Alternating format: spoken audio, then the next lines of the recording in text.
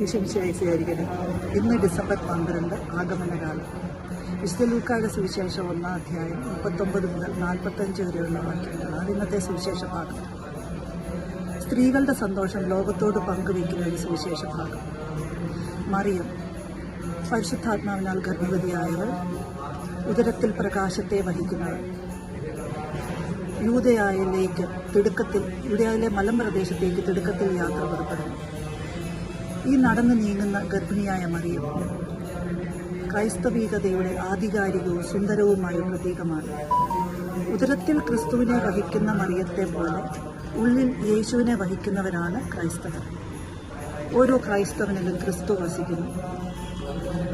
അതുകൊണ്ടാണ് ക്രിസ്ത്യാനി എന്ന പദത്തിന് ക്രിസ്തുവിനെ വഹിക്കുന്നവർ അല്ലെങ്കിൽ വചനത്തെ വഹിക്കുന്നവർ എന്ന അർത്ഥം ലഭിക്കുന്നത്.